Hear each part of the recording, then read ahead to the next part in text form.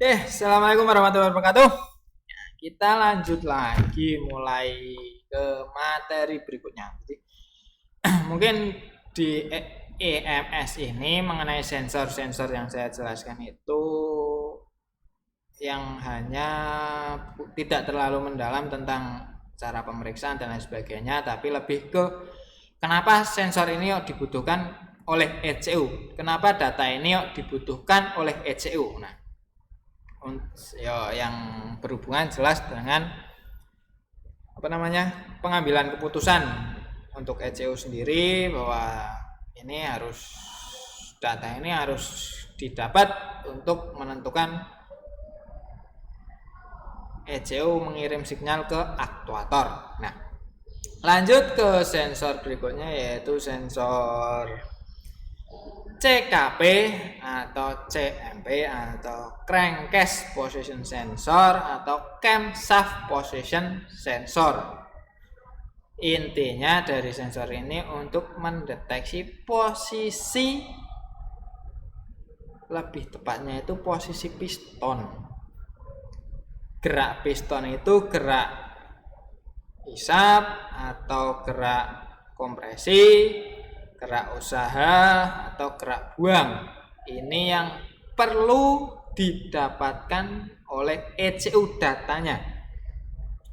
Piston 1 ternyata lagi kompresi, piston 2 lagi proses hisap, piston 3 ternyata usaha, piston 4 ternyata buang. Nah, data ini yang dibutuhkan oleh ECU.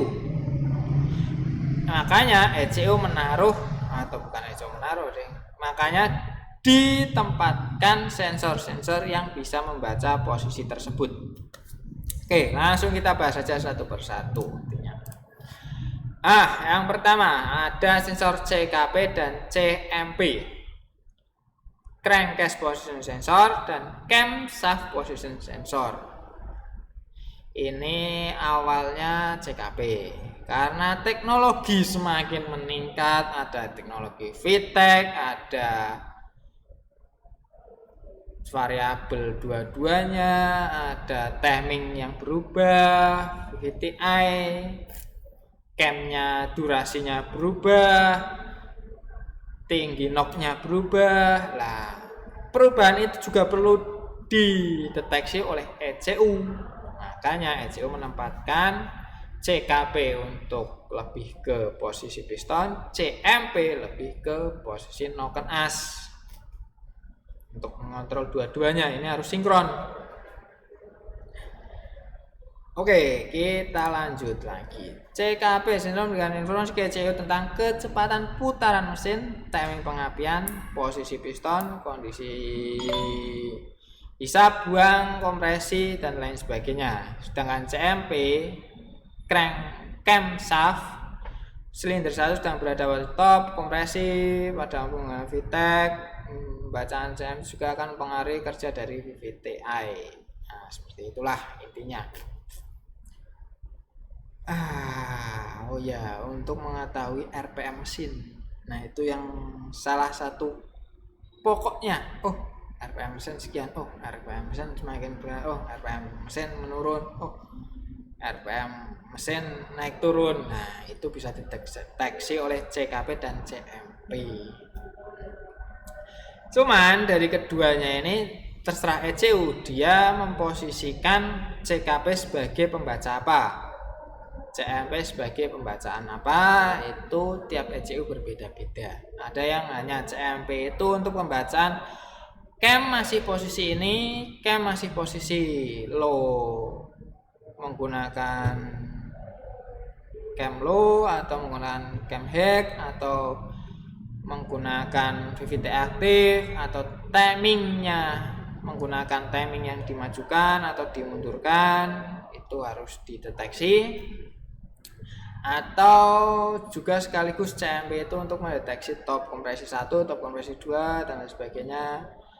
Ada juga yang hanya CKP digunakan untuk menentukan kecepatan putaran mesin, ada juga yang untuk menentukan top 1, top 2, langkah piston sedang apa, sedang kompresi, dan lain sebagainya. Ini terserah ECU-nya mau menggunakan dasar yang mana.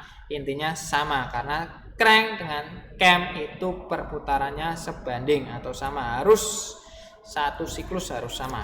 Nek ora ya remuk mesinnya. CKP menjalankan fungsi kerja menggunakan sensor. Ini menggunakan dua metode dalam mendeteksi, yaitu pertama sensornya memiliki bergerigi dalam distributor sampai 4 gerigi presisi, pickup coil, induksi magnet, lonjakannya dikirim ke ECU, crankshaft, atau tipe kedua menggunakan ring gear motor starter namun satu gearnya hilang. Nah, yang satu itu bentuknya mirip pulser di motor karburator, hanya ketika knob-nya mendekati pulser atau CKP itu akan menghasilkan listrik, berarti menandakan itu top 1, mesin 1, piston 1. Atau bentuknya full gerigi tapi ada satu gear yang hilang untuk menandakan bahwa itu adalah satu putaran. Untuk yang ini lebih detail karena ini bisa dideteksi posisi pistonnya mungkin ya. Di sini ternyata yang gap kosong ini menandakan ini top kompresi 1, piston 1. Ketika berapa derajat, oh piston di sini. Ketika berasa gear ketiga, piston berapa derajat di sini. Ketika gear kelima itu top untuk piston 2. Gear lain sebagainya, terus lebih detail untuk derajatnya, posisinya lebih detail yang ini. Tapi sebenarnya ada model satu lagi, yaitu model Hull. Ini nanti ya, jelaskan. Cara kerja CKP, CMP sama persis dengan pickup coil. Podo mas. Intinya tegangan dihasilkan dikirim ke ECU. Cuma di sini ada penggunaan dua model, ada yang menggunakan tipe induksi kayak pickup coil mengembangkan tegangan sinyal AC, ada yang menggunakan sensor tipe Hall effect. Ini data yang dikirim itu hanya 0, 5 volt, 0 volt, 5 volt, 0 volt, 5 volt.